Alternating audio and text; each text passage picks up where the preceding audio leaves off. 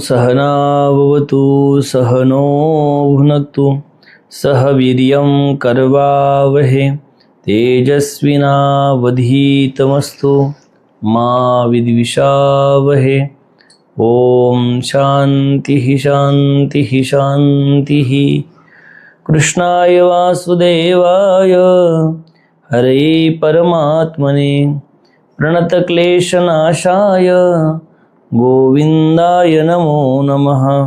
गुरुर्ब्रह्मा गुरुर्विष्णु गुरुर्देवो महेश्वरा गुरुर्साक्षात् परब्रह्म तस्मै श्री गुरवे नमः।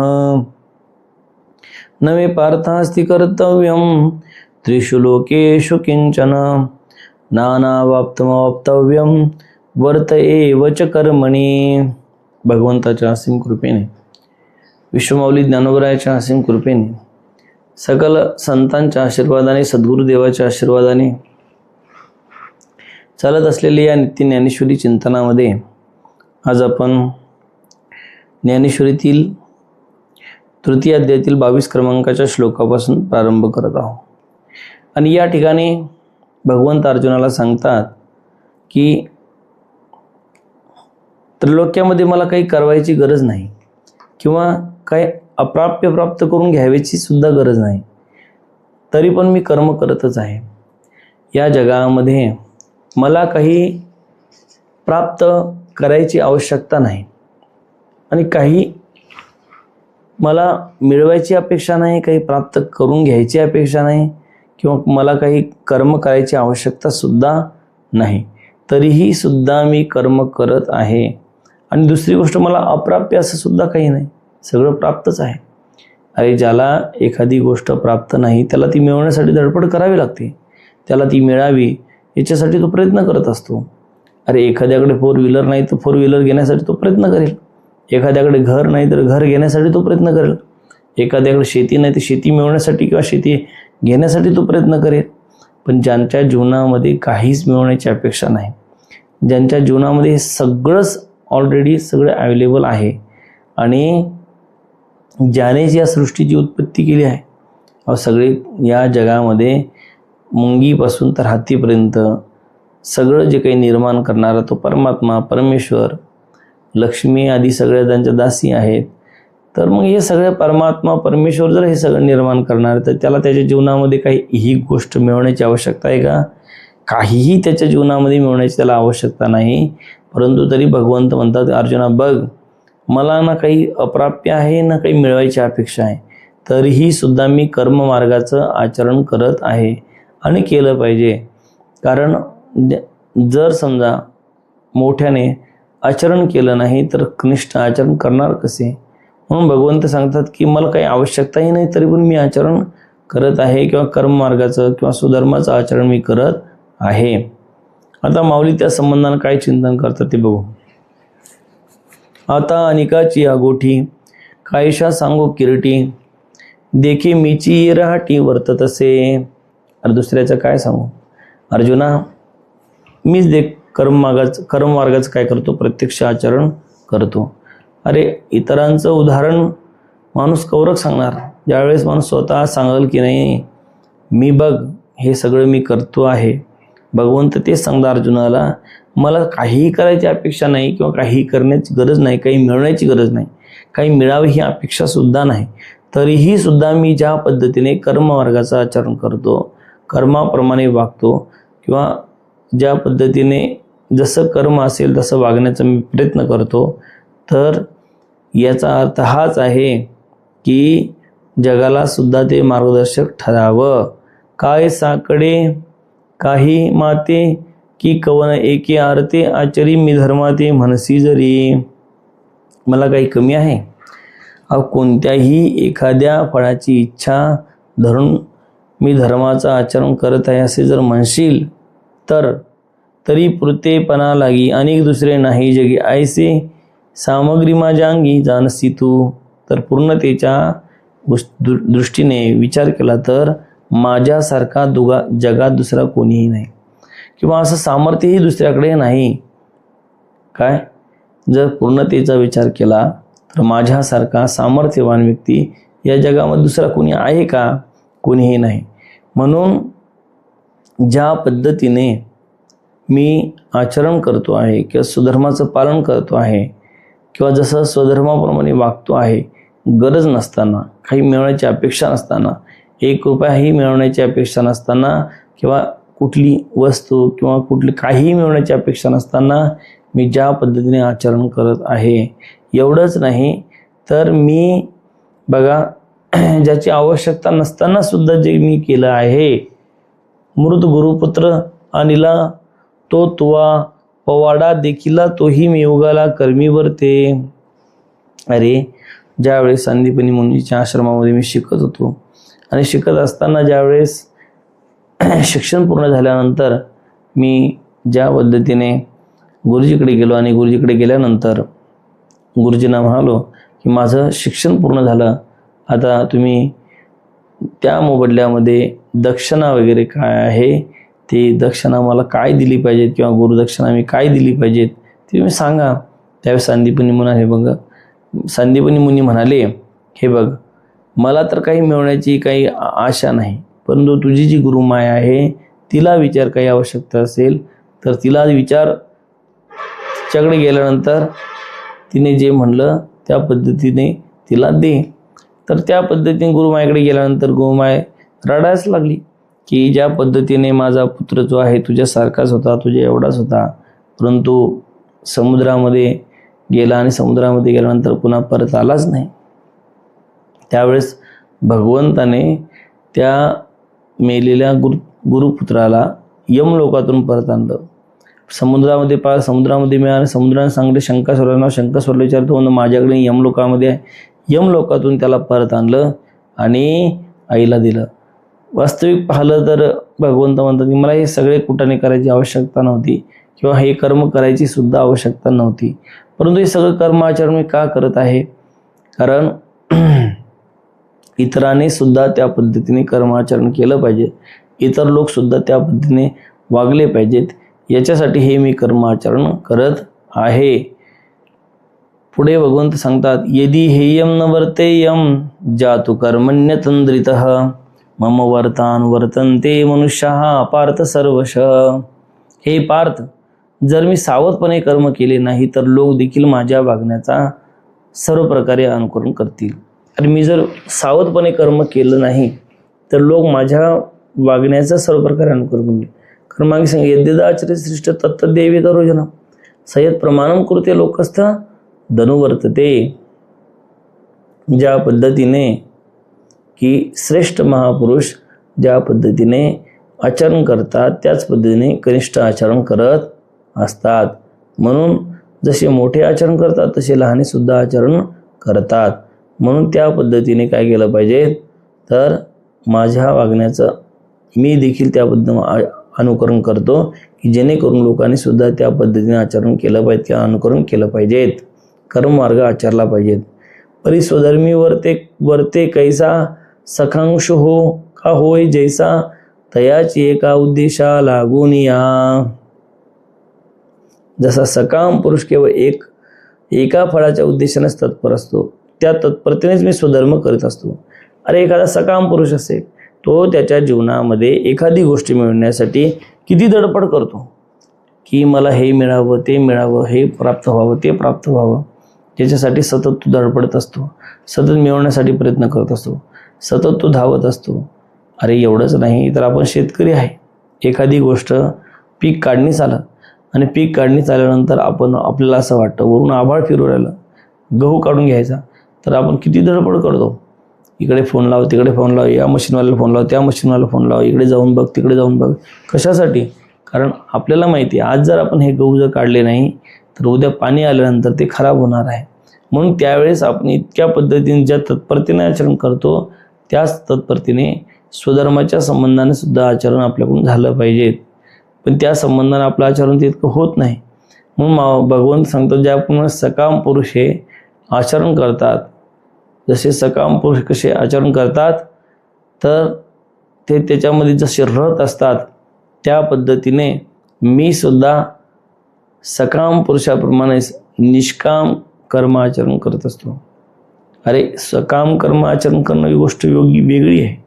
कारण सकाम कर्म आचरणात माणसाला फळाची आशा असते, पण निष्काम कर्म आचरणात माणसाला कुठल्याही पद्धतीने फळाची अपेक्षा नसते. आणि कुठल्याही पद्धतीने फळाची अपेक्षा नसल्यामुळे त्याला त्याच्यामध्ये हुरूप येत नाही.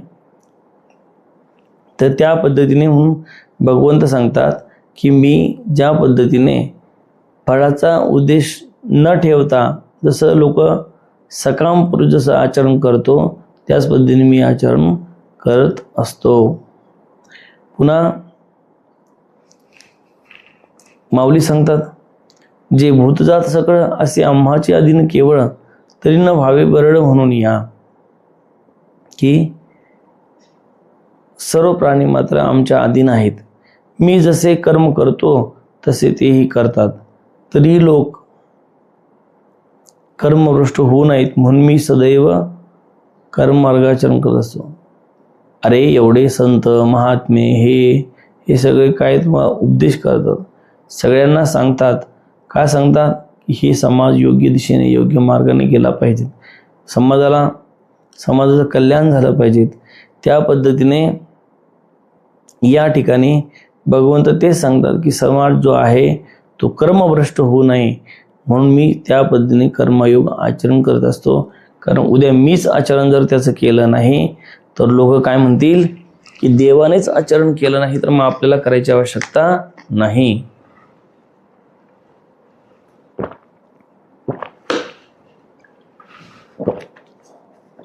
श्रेष्ठानेच आचरण जर केलं नाही तर आपल्याला काही आवश्यकता भासणार नाही. म्हणून अर्जुनाला एक प्रकारचे उपदेश करत आहे की अर्जुना तू सुद्धा त्या पद्धतीने कर्ममार्ग आचरण केलं पाहिजे, कर्माचं आचरण केलं पाहिजे, जेणेकरून येणारी पुढची जी पिढी आहे ती त्या पद्धतीने कर्म आचरण करेल. पुन्हा भगवंत अर्जुनाला सांगतात, उस्सेदियुर्मे लोकान कुर्याम कर्मचेदहम संकर्षच कर्तस्य मोपहान्यमिमां प्रजाः. की जर मी कर्म करणार नाही तर हे सर्व लोक भ्रष्ट होतील आणि मी वर्णसंकर करणारा होईन, तसेच सर्व प्रजेचा मी घात करणारा होईन.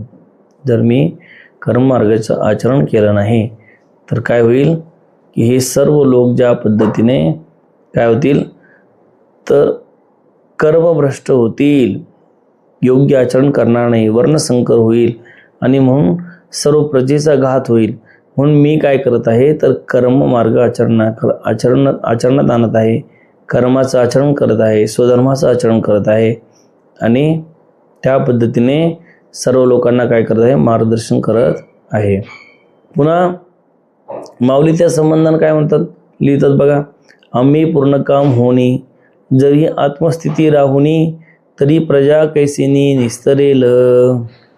जरी आम्ही निरीच्छ होऊन आत्मस्थितीत शांतपणे बसून राहिलो तरी प्रजा दुःखातून कशी बरी तरून जाईल.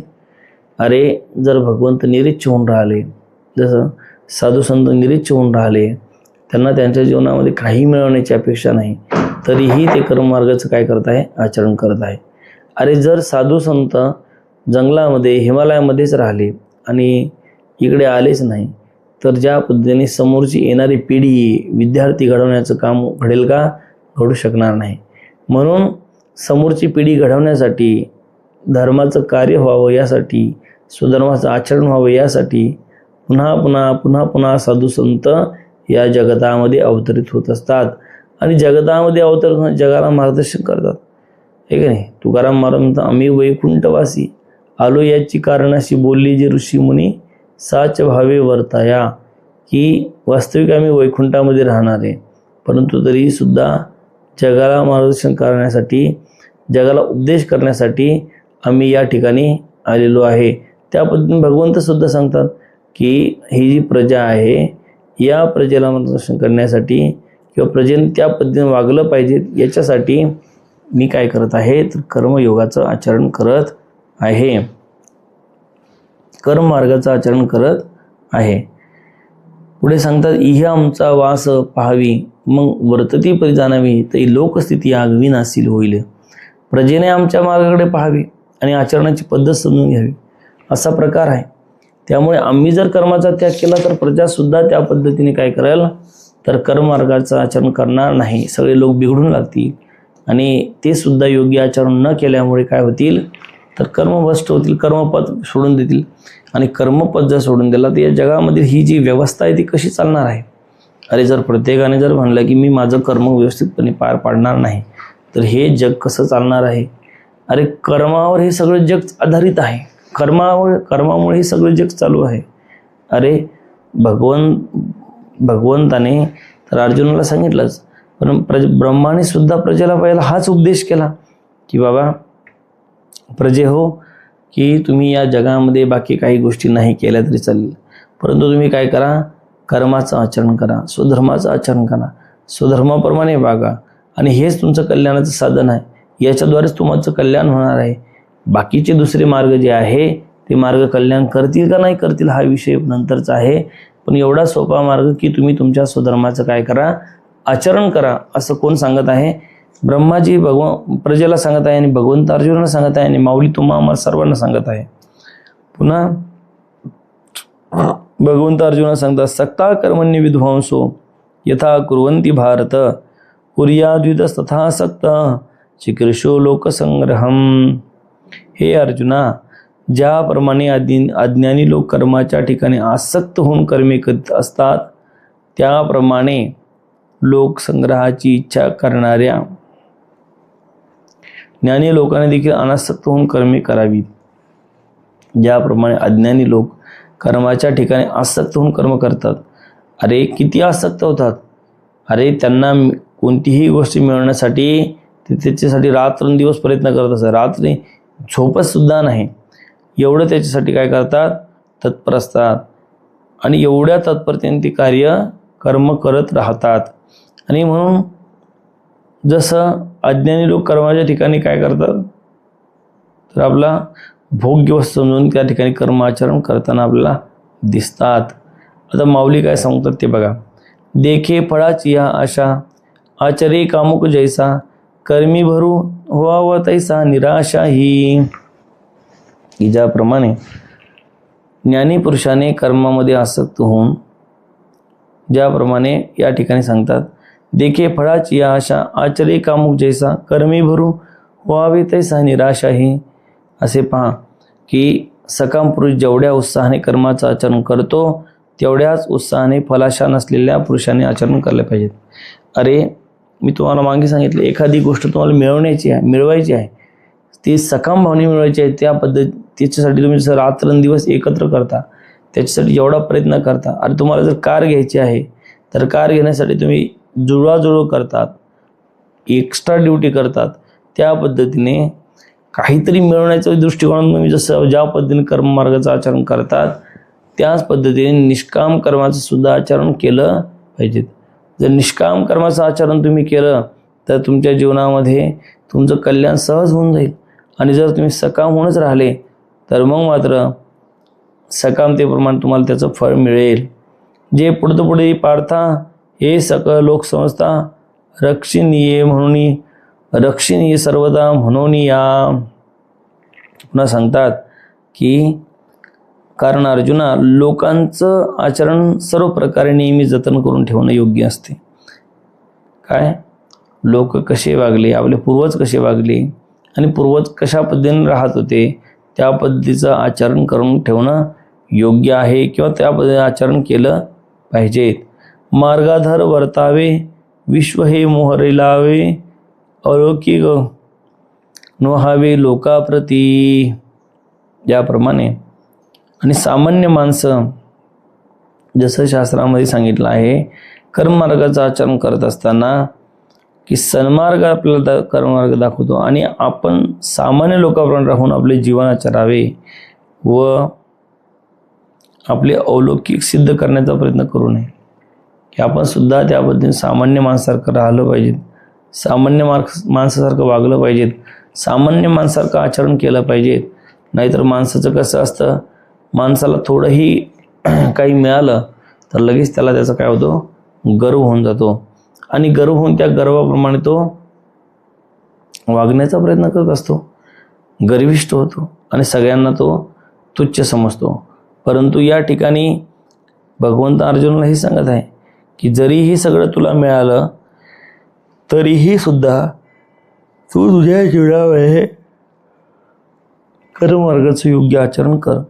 ज्या पद्धतीने सकाम पुरुष हे आचरण करत असतात त्या पद्धतीने निष्कामतेने सुद्धा तुझ्याकडून आचरण घडलं पाहिजे.